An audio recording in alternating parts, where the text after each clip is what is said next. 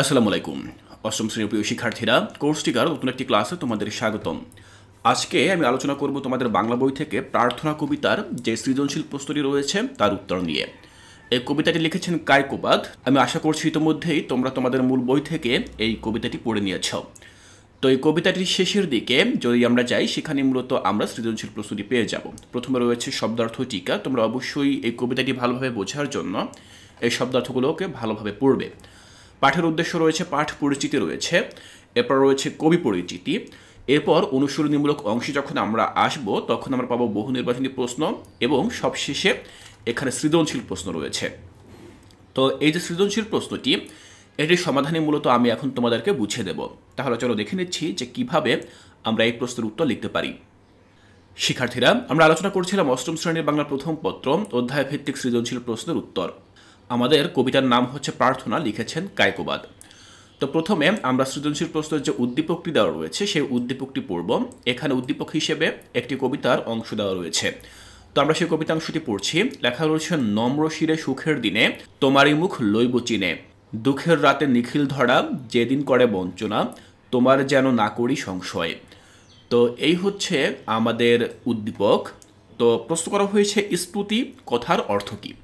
তো দেখো, আমরা লিখব যে স্তুতি কথার অর্থ হচ্ছে প্রশংসা করা। শিক্ষার্থীরা, স্তুতি শব্দের অর্থ হচ্ছে কারো প্রশংসা করা, বন্দনা করা, এই টাইপের কিছু। তো আমরা উত্তরে লিখব যে স্তুতি করার অর্থ হচ্ছে প্রশংসা। এবার খ নম্বরে জানতে চাওয়া হয়েছে, তোমার দুয়ারে আজি রিক্ত করে বলতে কবি কি বোঝাতে চেয়েছেন। তো তোমার দুয়ারে আজি রিক্ত করে বলতে কি বোঝাতে চেয়েছেন, এটি মূলত আমরা লিখব। দেখো, আমি লিখেছি যে তোমার দুয়ারে আজ রিক্ত করে, এই উক্তিতে কবি নিজের দুঃখ, হতাশা এবং আত্মসমর্পণ প্রকাশ করতে চেয়েছেন। এখানে কবি শূন্য হাতে, অর্থাৎ কোনো কিছুই নিয়ে নয়, শুধুমাত্র তার দুঃখ, কষ্ট এবং কপালে যা কিছু জুটেছে সেই অবস্থা নিয়ে স্রষ্টার কাছে আত্মসমর্পণ করছেন। কবির কাছে কোনো ধন সম্পদ বা শক্তি নেই যা দিয়ে সে স্রষ্টাকে প্রশংসা করতে পারে, তবুও সে নিজেকে সম্পূর্ণভাবে খোদার কাছে সমর্পণ করেছে। সৃষ্টিকর্তার মহিমায় মগ্ন হয়ে কবিতার অস্তিত্বকে সঁপে দিয়েছে এবং তার অশ্রুজল দিয়ে এই আত্মসমর্পণ ঘটাচ্ছে। অর্থাৎ কবি কোনো মান অভিমান ছাড়াই নিঃস্ব অবস্থায় স্রষ্টার কাছে আত্মসমর্পণ করার জন্য নিজের সমস্ত দুঃখ ও যন্ত্রণা উজাড় করে দিয়েছে। তো শিক্ষার্থীরা, আমরা ঠিক এভাবে এই প্রশ্নটির উত্তরটি লিখতে পারি। এবার দেখো, গ নম্বর জানতে চাওয়া হয়েছিল যে উদ্দীপকের সঙ্গে প্রার্থনা কবিতার সাদৃশ্যপূর্ণ দিকটি ব্যাখ্যা করো। আমরা উদ্দীপকে এখানে কবিতাংশ পড়েছিলাম। তো এই উদ্দীপকের সাথে আমরা আমাদের মূল বইতে যেই প্রার্থনা কবিতাটি পড়েছিলাম তার মিল, সাদৃশ্যপূর্ণ দিক, অর্থাৎ তার মধ্যে যে মিল রয়েছে, সামঞ্জস্য রয়েছে, সেটি মূলত আমরা ব্যাখ্যা করব। তো দেখো, আমরা গ নম্বর প্রশ্নের উত্তরটি এভাবে লিখতে পারি যে প্রার্থনা কবিতায় বিপদ আপদ, সুখ শান্তি সব পরিস্থিতিতেই সৃষ্টিকর্তার কাছে শক্তি প্রার্থনা করার বিষয়টি ফুটে উঠেছে, যা উদ্দীপকের সাথে একেবারেই সাদৃশ্যপূর্ণ। সৃষ্টিকর্তার সবচেয়ে বড় গুণ হলো তার দয়াময়তা।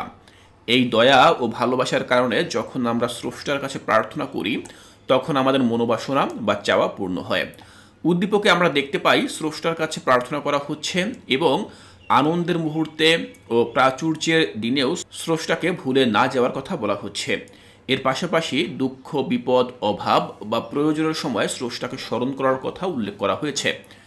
ঠিক তেমনি প্রার্থনা কবিতায় বিপদে, সুখে, শান্তিতে সবসময় স্রষ্টার কাছে শক্তি কামনা করা হয়েছে, কারণ সৃষ্টিকর্তাই আমাদের জীবনের একমাত্র ভরসা, সুখ দুঃখ বা শয়ন স্বপন যে অবস্থাতেই থাকি না কেন।